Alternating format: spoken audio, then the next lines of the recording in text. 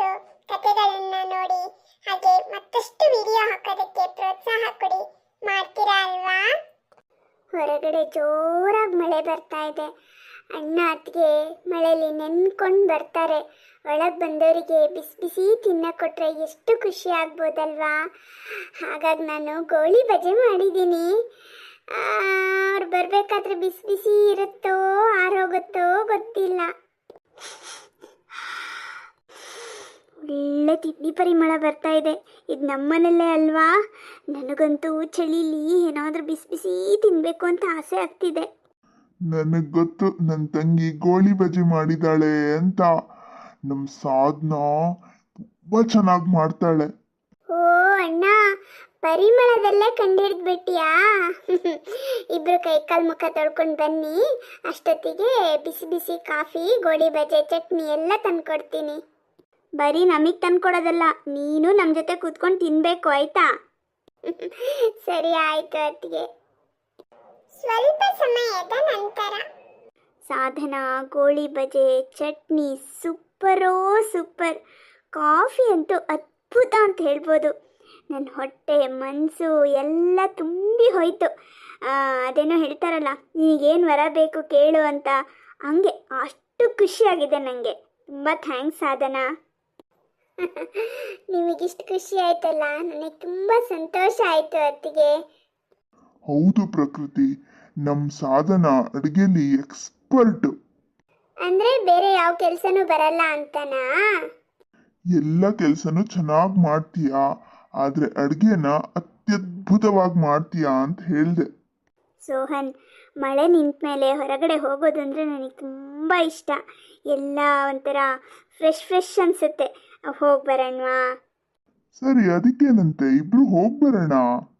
ಹಾಂ ಅತ್ತಿಗೆ, ಹಾಗೆ ಬರೋವಾಗ ಏನಾದರೂ ತರಕಾರಿ ತಗೊಂಡು ಬನ್ನಿ. ನಾವಿಬ್ಬರೇ ಹೋಗೋದಲ್ಲ, ನೀನು ನಮ್ಮ ಜೊತೆಗೆ ಬರಬೇಕು. ನಾನಾ? ಅಯ್ಯಯ್ಯೋ, ನಾನು ಬರಲ್ಲಪ್ಪ. ಯಾಕೆ ಬರಲ್ಲ? ಇಡೀ ಹೊತ್ತು ಮನೆಯಲ್ಲೇ ಇರ್ತೀಯಲ್ವಾ? ಹೊರಗಡೆ ಎಲ್ಲಾದರೂ ಹೋಗಬೇಕು ಅಂತ ಅನ್ಸೋದಿಲ್ವಾ? ಪ್ರಕೃತಿ, ಅವಳ ಕೈಯಲ್ಲಿ ನಡೆಯೋಕ್ಕಾಗಲ್ಲ ಕಣೆ.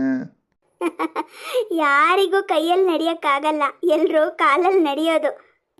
ಹಾಗಲ್ಲ ಕಣೆ, ಅವಳ ಪರಿಸ್ಥಿತಿ ನಿನಗೆ ಗೊತ್ತಲ್ವಾ? ಅಲ್ಲೆಲ್ಲ ಅವಳಿಗೆ ಕಷ್ಟ ಆಗತ್ತೆ. ಬೇಡ ಬಿಡು, ಅವಳು ಆರಾಮಾಗಿ ಮನೇಲಿರ್ಲಿ. ನಿಮ್ಮ ಮಾತು ನಾನು ಒಪ್ಪಲ್ಲ ಸೋಹನ್. ಪಾಪ ಅವಳು ಯಾವಾಗಲೂ ಮನೆಯಲ್ಲೇ ಇರ್ತಾಳೆ. ಬೆಳಗ್ಗಿಂದ ರಾತ್ರಿವರೆಗೂ ಈ 4 ಗೋಡೆಗಳನ್ನ ನೋಡೋದು, ಸಂಜೆ ನಾವು ಬಂದಾಗ ನಮ್ಮಿಬ್ಬರು ಮುಖ ನೋಡೋದು.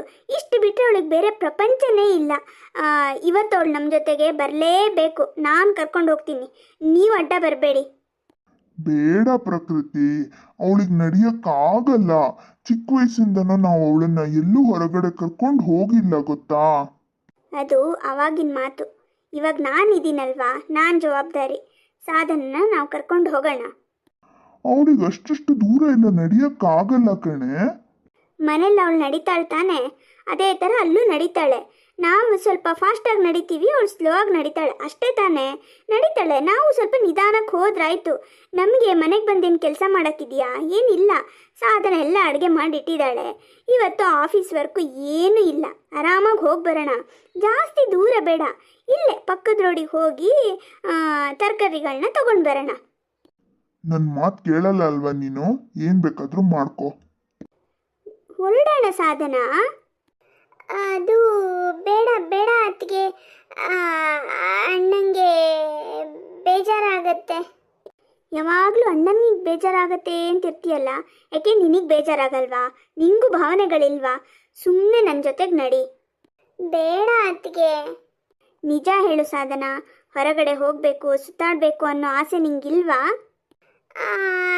ಅದು ಅತ್ತಿಗೆ, ಬೇಡ ಬೇಡ, ನಾನು ಬರಲ್ಲ. ನನಗೆಲ್ಲ ಅರ್ಥ ಆಯಿತು. ನಿನಗೂ ಹೊರಗಡೆ ಹೋಗಬೇಕು ಅಂತ ಆಸೆ ಇದೆ, ಆದರೆ ಅಣ್ಣನಿಗೆ ಎಲ್ಲಿ ಬೇಜಾರಾಗತ್ತೋ ಅಂತ ನಿನ್ನ ಆಸೆಗಳನ್ನ ಕೊಂದ್ಕೋತಾ ಇದೆಯಾ. ಅದೇನು ಮಾಡೋ ಅವಶ್ಯಕತೆ ಇಲ್ಲ, ಸುಮ್ಮನೆ ಬಾ. ಪ್ರಕೃತಿ ಮಾತಿಗೆ ಕಟ್ಟುಬಿದ್ದು ಸಾಧನ ಬರಕ್ಕೆ ಒಪ್ಕೋತಾಳೆ.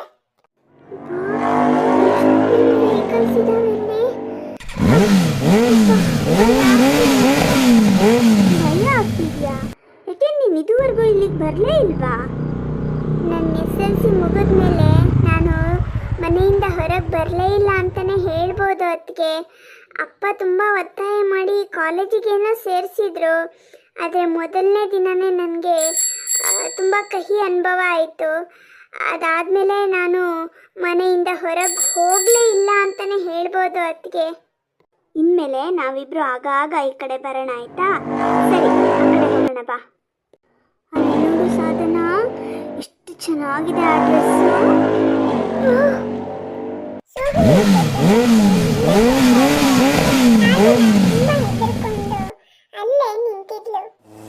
ಅಯ್ಯೋ ಅಮ್ಮ, ಸಾಧನ ಒಬ್ಳೆ ಪ್ರಕೃತಿಯಲ್ಲಿ. ಪ್ರಕೃತಿ, ಸಾಧನನ್ ಬಿಟ್ಟು ಎಲ್ಲಿಗೆ ಹೋದೆ? ಅಣ್ಣ ಪ್ಲೀಸ್ ಅತ್ತಿಗೇನು ಬೈಬೇಡ. ಅಯ್ಯೋ, ನೀನು ನನ್ನ ಜೊತೆಗೆ ಬರ್ತಾ ಇರಲಿಲ್ವಾ? ನಾನು ನೀನು ನನ್ನ ಜೊತೆಲೇ ಬರ್ತಾ ಇದೀಯಾ ಅಂತ ಅಂದ್ಕೊಂಡು ಮಾತಾಡ್ಕೊಂಡು ಹೋಗ್ತಾ ಇದ್ದೀನಿ. ಈ ಸೂಹನ್ ಕಿರ್ಚಿದಾಗಲೇ ಗೊತ್ತಾಗಿದ್ದು. ಅವಳನ್ನ ಹೊರಗಡೆ ಕರ್ಕೊಂಡು ಬರೋದು ಬೇಡ ಅಂತ ನಾನು ಹೇಳಿದ್ನೋ ಇಲ್ವೋ? ಕರ್ಕೊಂಡು ಬಂದಿದ್ದು ಅಲ್ಲದೆ ಕೇರ್ಲೆಸ್ ಆಗಿ ನಡ್ಕೋತೀಯ ನೀನು. ಹೀಗೆ ಮಾಡ್ತೀಯ ಅಂತ ಅನ್ಕೊಂಡಿರ್ಲಿಲ್ಲ ಪ್ರಕೃತಿ. ಅಯ್ಯೋ ಹೋಗ್ಲಿ ಬಿಡು ಅಣ್ಣ. ಪಾಪ ಇದ್ರಲ್ಲಿ ಅತಿಯದೇನು ತಪ್ಪಿಲ್ಲ. ನಾನು ಹೆದರ್ಕೊಂಡು ನಿಧಾನಕ್ಕೆ ನಡ್ಕೊಂಡು ಬಂದಿದ್ದೆ. ಈ ಹೇಳಬೇಕು ಅಂದರೆ ಏನೂ ಆಗಿಲ್ಲ. ವೆಹಿಕಲ್ಸ್ ನೋಡಿ ನಾನು ಭಯ ಬಿದ್ದುಬಿಟ್ಟೆ ಅಷ್ಟೇ ಅಣ್ಣ. ಅತಿಗೆ ನೀನು ಅನ್ಬೇಡ ಪ್ಲೀಸ್. ಮಧ್ಯ ಮಾತಾಡಬೇಡ ಸಾಧನ, ಸುಮ್ಮನೆ ಇರು. ನೀನು ಮಾಡಿದ್ದು ಸರಿ ಇಲ್ಲ ಇದು. ಹೋಗ್ಲಿ ಬಿಡಿ ಸೋಹನ್. ಸಾಧನ ನನ್ನ ಜೊತೆಲ್ಲೇ ಬರ್ತಾ ಇದ್ದಾಳೆ ಅಂದ್ಕೊಂಡು ನಾನು ಅಂಗಡಿ ಕಡೆ ನೋಡ್ತಾ ಮುಂದಕ್ಕೆ ಹೋದೆ ಅಷ್ಟೇ.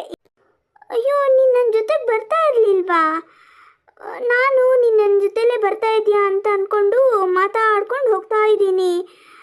ಈ ಸೂಹನ್ ಕಿರ್ಚಿದಾಗಲೇ ಗೊತ್ತಾಗಿದ್ದು. ಅವಳನ್ನ ಹೊರಗಡೆ ಕರ್ಕೊಂಡು ಬರೋದು ಬೇಡ ಅಂತ ನಾನು ನಿನಗೆ ಮೊದಲೇ ಹೇಳಿದ್ನೋ ಇಲ್ವೋ? ಕರ್ಕೊಂಡು ಬಂದಿದ್ದು ಅಲ್ಲದೆ ಕೇರ್ಲೆಸ್ ಆಗಿ ನಡ್ಕೋತೀಯ ನೀನು. ಹೀಗೆ ಮಾಡ್ತೀಯ ಅಂತ ಅನ್ಕೊಂಡಿರ್ಲಿಲ್ಲ ಪ್ರಕೃತಿ. ಅಯ್ಯೋ ಹೋಗ್ಲಿ ಬಿಡು ಅಣ್ಣ. ಪಾಪ ಇದ್ರಲ್ಲಿ ಅತಿಯದೇನು ತಪ್ಪಿಲ್ಲ. ನಾನು ಹೆದರ್ಕೊಂಡು ನಿಧಾನಕ್ಕೆ ನಡ್ಕೊಂಡು ಬಂದಿದ್ದೆ.